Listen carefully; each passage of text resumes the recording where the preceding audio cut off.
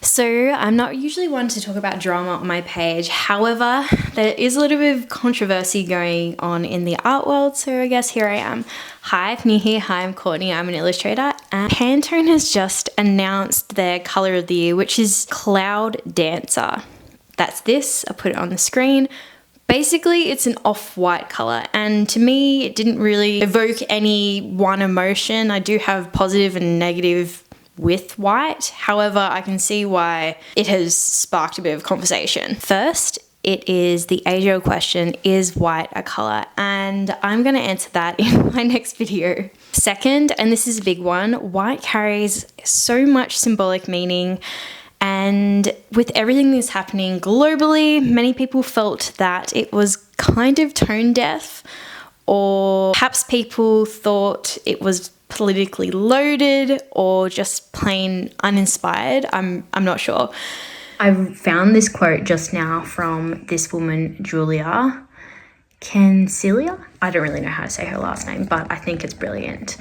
Every brand has justified their choices by saying the same talking points: wellness, calm, restoration, anti-trend thinking. And I understand the impulse to offer comfort during chaos, but design is supposed to inspire us, surprise us, and even give us something to aspire to. When the entire industry converges on variations of beige and then justifies it by saying we're all too tired for anything bolder, it starts to feel like we're designing for defeat. After covering all these stories and talking to everyone involved, I'm left wondering, when did we decide that the only appropriate response to difficulty was to retreat into neutrality? Some said that it lacked vibrancy, especially, I don't know, looking at the previous 25 years of colors that they've picked, it would not really go up against them unless you were using it together with another color. I feel like this off-white tone looks spectacular when you accompany it with multiple different colors or one color.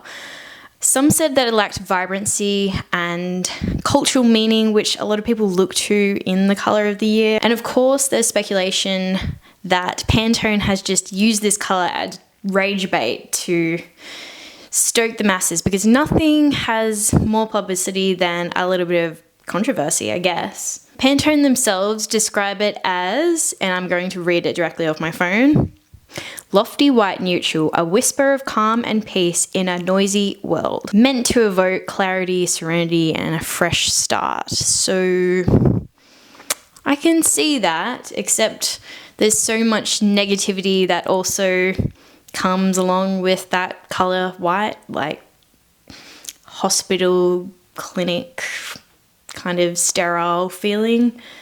Cleanliness, I don't know. Which, I guess when they said it, it does sound beautiful, but I wouldn't initially picture white being that. I would imagine that it would be blues or like really soft tone periwinkles. They have done a periwinkle not that many years ago, but I guess every color hits differently to the individual. Why is color so emotional? This whole thing really highlights how different someone's individual feelings towards a color can be.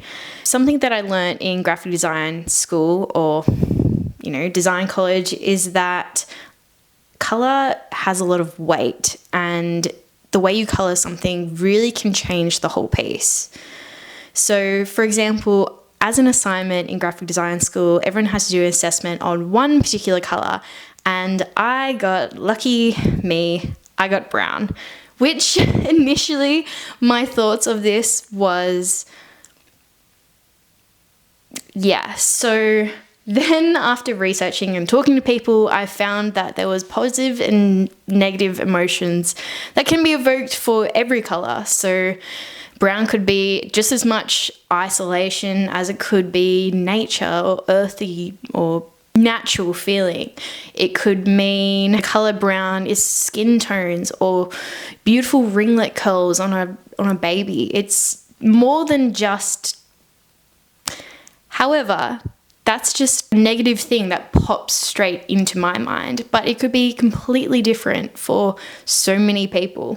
Some people it's quietness and calmness and chocolate milk, and it goes all the way back, I guess, to cave painting time. As a part of this assessment that I did, I actually put in a color that was very specific, and that is mummy brown. And I used it sort of as this morbid joke and talking about how mummy brown existed and it was used from actual mummified remains. And my goodness, it was not landed very well. And colors, just like objects and everyday things, evoke completely different emotions out of each individual. It's a very individual thing. That's why graphic design and illustrators and artists exist, because we study color, we do color theory, and we understand how this can be very different in feeling to this. Or it can be very different in feeling to this. All very different colors, but they evoke certain emotions from certain people, and that's why these jobs exist, because trying to understand color theory, it's its own thing within itself. It's almost always taught when you learn the fundamentals of design and when you learn the fundamentals of art. It's such a big corner of it. That's why so many people have so many different color ranges and different things, because those different things can evoke so much from just a single color tone palette. When you compare Cloud Dancer to the previous colors, I'm not sure how visually striking it is. And I guess people would want to lean towards those vibrant colors that can stand alone, but I guess white is one of those things that you kind of mix with other things to get, I guess, a certain vibrancy or opaqueness. But as a standalone, I think it would be incredibly hard just to use this color on its own. So white itself has direct ties to nature with clouds and mist and human concepts like a blank canvas, which can evoke very different emotions from person to person. A blank canvas might not scare you, but it might evoke a lot of anxiety to some people. Others see it as purity and softness and childhood and, nappies and soft toys, but others might have this overwhelming sense of nothingness or just blankness, which is kind of, I guess you'd imagine an asylum white room. That kind of comes to mind. Negative and positive emotions can be for white too. Maybe the Cloud Dancer was meant to be kind of a blank canvas and a thing that you could build on top of, which then, okay, white is very useful to build on top of. Most sketchbooks are white. I guess ultimately color is what you make of it. So what is white to you? Tell me in the comments. I want to know if you feel that Pantone's made a good decision or a bad decision. I want to know your thoughts. I'm really curious. Regardless of the drama, let's make an artwork using Pantone's Cloud Dancer, and let's get into it. So for this art piece, because the words together, Cloud Dancer evokes such strong imagery, I thought I would move away from the obvious and do an owl, in particular this owl, as my reference for the artwork. So this is my Cloud Dancer. I'm doing the underpainting here and then blocking in sort of where I want light and shadow and the kind of hues that I'm after for the finished product. Underpainting is the backbone of all my artworks, and it's a step that cannot be skipped. Then I get to move on to this really satisfying part, and that is blocking in these different painterly textured strokes. And I really love that I've been playing with the stylization For about the last year, I've had a very big stylization change to this kind of more digital art pieces, but painterly finishes. And I think that it's been so fun to play around with.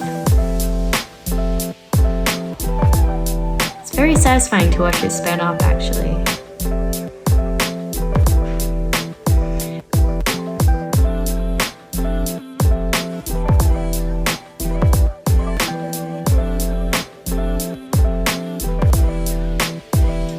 Building up all those textures just really makes the piece pop. And I love doing the eyes. They are just such a highlight to any painting that I do.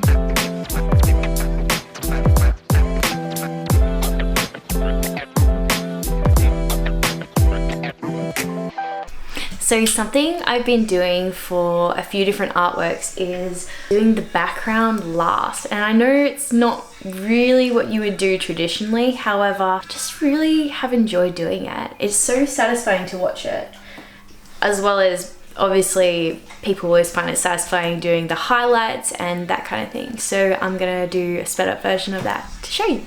Check back in when it's done. Ah, so satisfying cutting in with the background color. My gosh, looks so cool.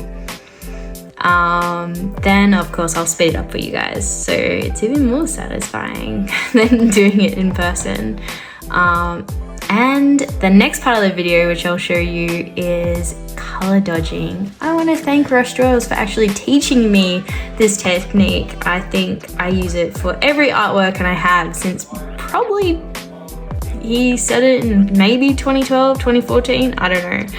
Whenever his videos were really popular, that's when I jumped on the bandwagon of color dodging. I'm really happy with how this artwork has turned out, especially since I got to blend my graphic design skills with my painting skills. If you enjoyed this video and you'd like to see more of my content, please like and subscribe. It really helps me get off the ground as a small artist, and I've made big plans this year to do lots more videos for y'all. Bye, see you next time.